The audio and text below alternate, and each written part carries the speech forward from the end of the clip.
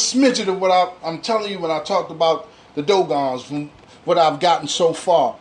NASA said that they found some hidden planets.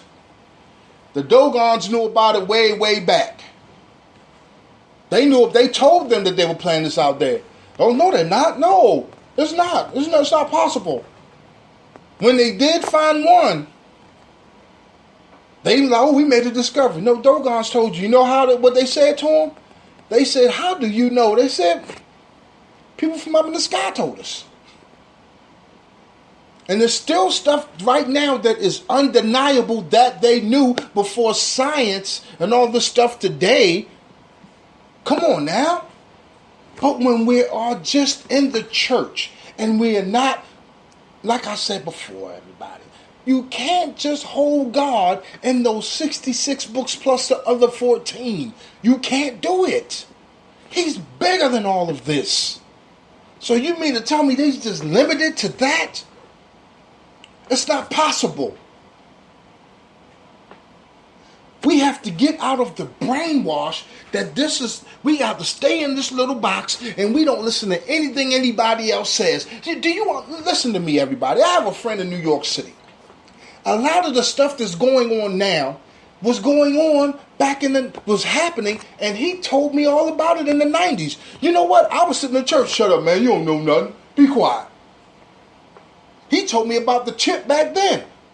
I was like, man, no chip. Guess what? My debit card has a chip on it. Now,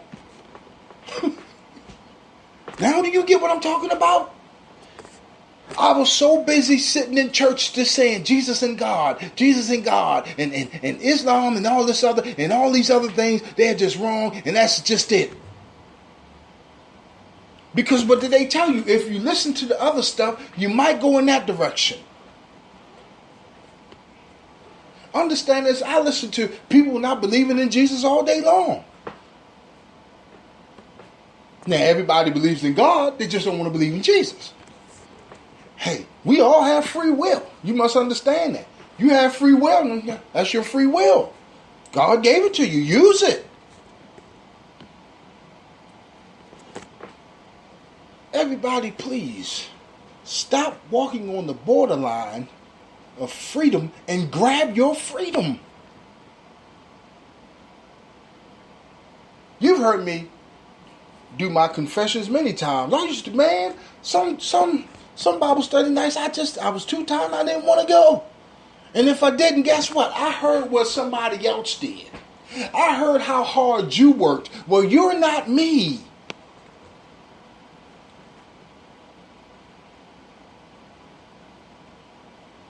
Oh, I worked 3 jobs and I was at church my attendance.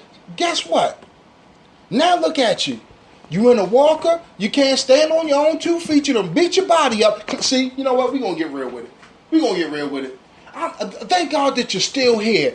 But you're going through, the gout done got me, my back is hurt, because you had 3 jobs and you were still coming to church and you said God's going to heal me. And guess what?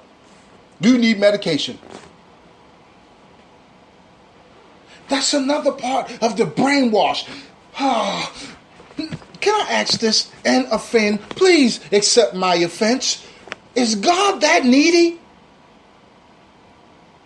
I got to be honest with this.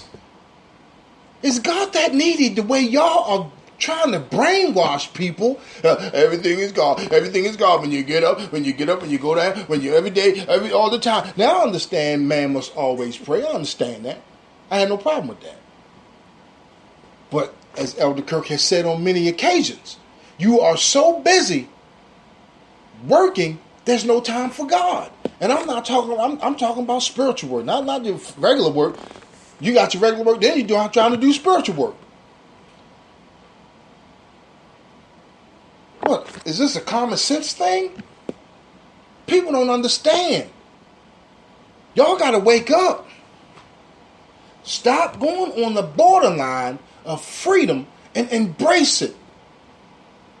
And kick that brainwash mess out the door.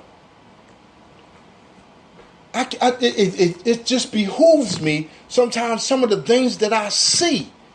And people be like, amen, praise the Lord. What? That's not even in the Bible. That makes no sense.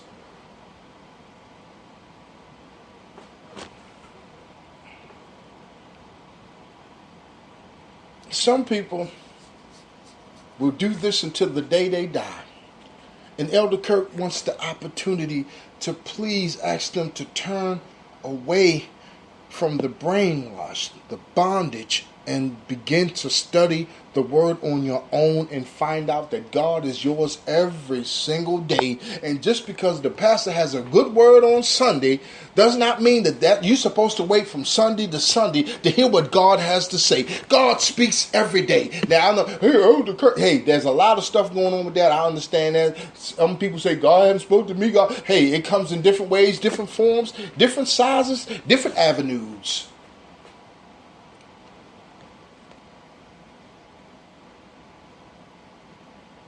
We got to stop walking on the borderline of freedom and embracing bondage. I'm free.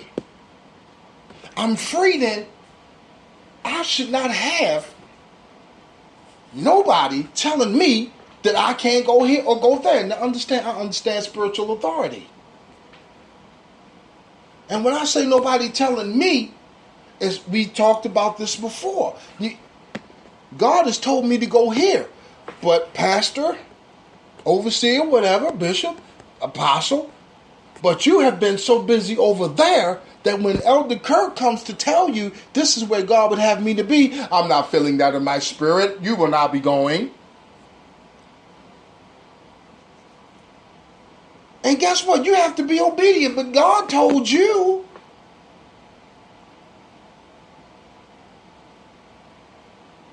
Elder Kirk is ordained. I'm ordained. And guess what? In the land, that's what I have to do. For Elder Kirk to go speak, the first thing they're going to ask is, are you ordained? Yes. I will give my certificate and my, what else supposed to have? Your letter of good standing. You have to do that. But we get caught up in man. See, I used to look at, that's something else we're going to talk about after we talk about Paul, these reality shows. But I need you to understand, everybody, that we cannot continue embracing bondage. Do you really want to die in bondage? When your time comes, do you really want to just be known? I went to church all my life, and now it's time for me and die to go to heaven. When God had a plan for your life,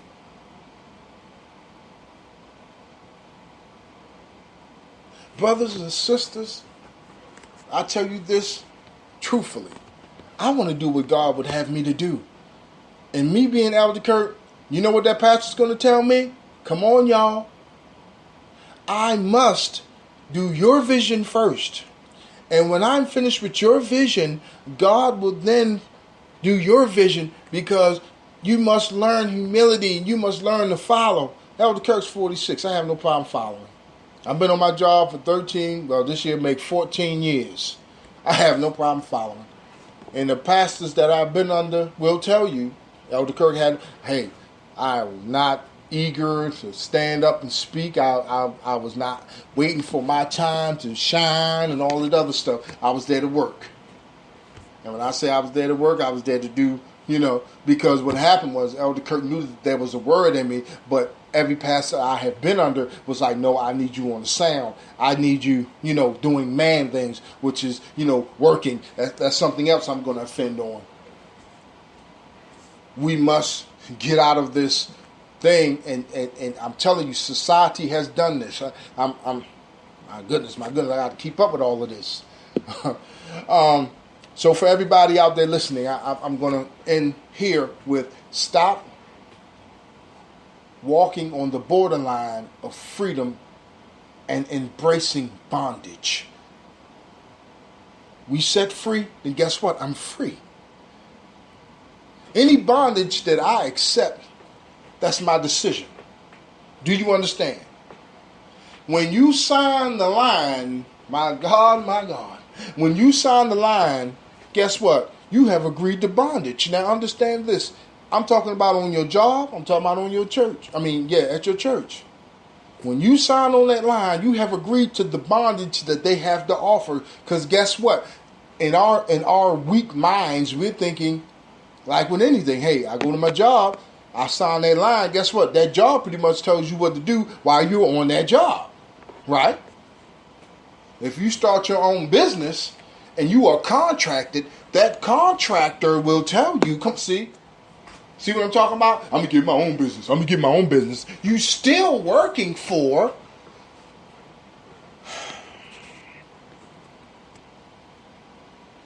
we're going to move on, everybody. We're going to move on. But stop embracing bondage. Embrace your freedom and stop embracing bondage. So I was in a book and we're talking about Paul and it started becoming, we started talking about traditions. And there was a brother, he was talking about how Paul was still doing, I guess, a lot of the traditions of old, because there was a situation, a problem where he's saying that the new pastors were saying that we're not supposed to do this or we're not supposed to do that. Now, I need y'all to understand something when we're talking about back then and we're talking about now. And it's always a thin line with that. Now, I asked you this before we get started. How many times did you see Jesus in the Bible doing Jewish customs? How many times in the Bible did you see Jesus offer up any sacrifices or anything like that? Is it in there?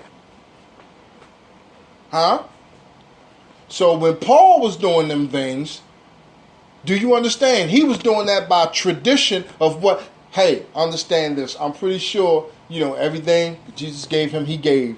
But he was also Jewish, so he was still doing some things that they were required of his people to do that Jesus said they had no business doing. Do you understand? There are a lot of things that are done now that you're hearing, you understand, you hear the Hebrew Israelites, things like that.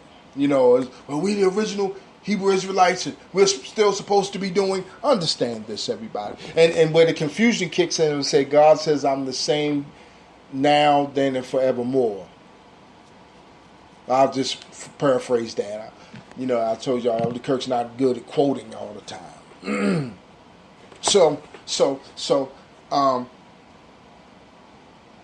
In the time that we're living now, Elder Kirk said that the tithes were not monetary. But they're monetary now. Do you understand? We're talking about doing sacrifices that God told them to stop doing. And when Paul I think it was either he was arrested and brought to and questioned on some things, he was doing some traditional things. So, everybody, you must begin to get to know God for yourself, because when you go with these denominations, and I will call original Hebrews the Israelites, that's a denomination. All of them are denominations, Baptist, Methodist, Apostolic, they are denominations. When you go with those denominations, what it is that they believe in, that's what you believe in. And Elder Kirk has said it's the same as Democrat and Republican. There's no room for you to think on your own.